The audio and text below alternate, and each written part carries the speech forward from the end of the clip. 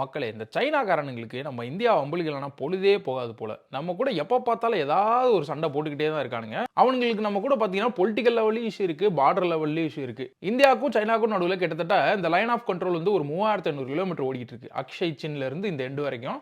So இதில எல்லாத்துலயுமே வந்து இவங்களுக்கு பிரச்சனை இருக்கு. இந்த மெஜாரிட்டியா பார்த்தீங்கன்னா, அந்த லடாக் பகுதிகள்ல பிரச்சனை இருக்கு. அந்த பகுதி பார்த்தீங்கன்னா, எங்களுடைய நாட்டுக்கு சொந்தமானதுன்னு அவங்க சொல்லிருக்கானுங்க. அடுத்து பார்த்தீங்கன்னா, இந்த அருணாச்சல் பிரதேஷ் வந்து முழுவதுமாகவே எங்களுக்கு தான் சொந்தம். இந்தியா வந்து ஃபேக்கா ஒரு ஸ்டேட் கிரியேட் பண்ணியிருக்காங்க அருணாச்சல் பிரதேஷ் அப்படின்ற மாதிரி அவங்களுக்கு ஒரு பிரச்சனை இருக்கு. சரி, இப்படி இருக்கும்பொழுது நம்ம இந்தியா கூட மட்டும் தான் இவங்களுக்கு பிரச்சனை அப்படின்னு பார்த்தீங்கன்னா, இதுவரைக்கும் 17ல இருந்து 18 கண்ட்ரியோட பார்டர் பிரச்சனை இருந்திருக்கு. பூட்டான், வியட்நாம், தாய்லாந்து, பிலிப்பைன்ஸ்னு எல்லா நாட்டு கூடயும் பிரச்சனை இருக்கு. அதுலயும் இப்ப ஆக்டிவா இருக்கிற பிரச்சனைகள்லாம் என்னன்னு பார்த்தீங்கன்னா, இந்த அருணாச்சல் பிரதேஷே வந்து அவங்களுடைய சவுத் டிபெட் அப்படின்ற மாதிரி சொல்றான். முதலாவதாக பார்த்தீங்கன்னா, டிபெத்தே அவங்களுடைய கிடையாது அப்படின்றது தான் காமெடி. இதுல சவுத் டிபெட்டாக வந்து மொத்த அருணாச்சல் பிரதேசம் அவங்களுடைய தான் இருக்கான். ஜப்பான் பக்கத்துல உள்ள பார்டரும் பார்த்தீங்கன்னா அவங்களுடைய தானா. மொத்த தைவானுமே அவங்களுடைய தானாமா.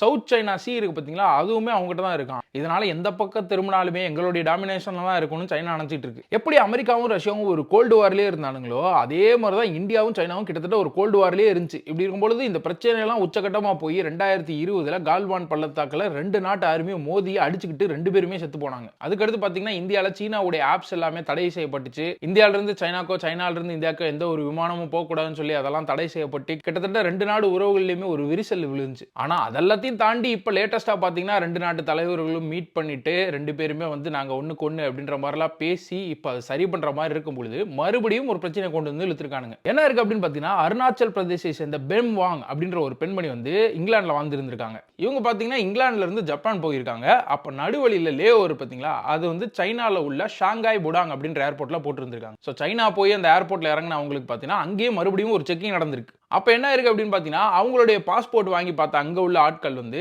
என்ன அருணாச்சல் பிரதேஷ் இந்தியான்னு போட்டிருக்கு. அருணாச்சல் பிரதேஷ் இந்தியாவோடதே கிடையாது, அது சைனாவோடதாச்சே. இந்த பாஸ்போர்ட்டே செல்லாது, அதனால நீங்க இங்க இருந்து டிராவல் பண்ண முடியாதுன்னு சொல்லி அங்கேயே அவங்களை உட்கார வச்சிருக்காங்க. கிட்டத்தட்ட அந்த பெண்ணை 18 மணி நேரம் அங்கேயே உட்கார வச்சிருக்காங்க. அந்த பெண் பார்க்கறதுக்கும் சைனீஸ் மாதிரி தான் இருக்கு, இந்தியன் மாதிரிலாம் கிடையாது. அதனால நீ போய் சைனீஸ் பாஸ்போர்ட் தான் வந்து அப்ளை பண்ணணும் அப்படின்ற மாதிரி அந்த பெண்ணை கேலி எல்லாம் பண்ணிருக்காங்க. இதனால பயங்கரமாவே இந்த பெண் பாதிக்கப்பட்டிருக்கு. இந்த விஷயம் இந்தியாவுக்கு தெரிய வந்தானே இந்தியாவும் தன்னுடைய கண்டனங்களை எழுப்பியிருக்காங்க. அதாவது ஒரு இந்தியன் சிட்டிசன் உங்க நாட்டில் இப்படி நடத்தினது தப்பு அப்படின்ற மாதிரி சொல்லியிருந்திருக்காங்க. ஆனால் இதற்கு பதிலளித்த சைனா பார்த்தீங்கன்னா, அந்த மாதிரிலாம் இங்க எதுவுமே நடக்கல, எங்களுடைய ஆட்கள் கரெக்டா அவங்களுடைய வேலையை தான் செஞ்சாங்க. மேலும் அந்த பெண்ணுடைய உரிமைகள் எதுவுமே பறிக்கப்படவில்லை. அந்த பொண்ணு அந்த 18 மணி நேரம் இங்க இருக்கிறதுக்கு சாப்பாடு, ரூம் எல்லாம் நாங்க தாங்க கொடுத்தோம் அப்படின்ற மாதிரி சொல்லியிருக்காங்க. இது வரைக்கும் கூட ஒரு நியாயமா இருக்கும். ஆனா அவங்க சொன்ன இன்னொரு எக்ஸ்ட்ரா வார்த்தை என்ன அப்படின்னு பார்த்தீங்கன்னா, அந்த பெண் வந்து இருந்தாலுமே அருணாச்சல் பிரதேசல இருந்து வந்திருக்காங்க, அருணாச்சல் பிரதேஷ் இந்தியாவோடது கிடையாது, சைனாவோடது தான் அப்படின்ற மாதிரியும் ஒரு எக்ஸ்ட்ரா வார்த்தையை போட்டிருக்காங்க. இதற்கு ஆக்சுவலா இந்தியன் கவர்மெண்ட் எந்த ஒரு ரிப்ளையும் தரல. ஆனால் கண்டிப்பா அவங்களை கடுப்பேற்றிருக்கும் அப்படின்ற மட்டும் உறுதியா இருக்கு. சைனாவை பொறுத்த வரைக்கும் இந்தியாவுடைய உண்மையான பிரச்சனை என்ன அப்படின்னு பார்த்தீங்கன்னா, இந்த லேண்டோ பாலிடிக்ஸோ எல்லாம் கிடையாது.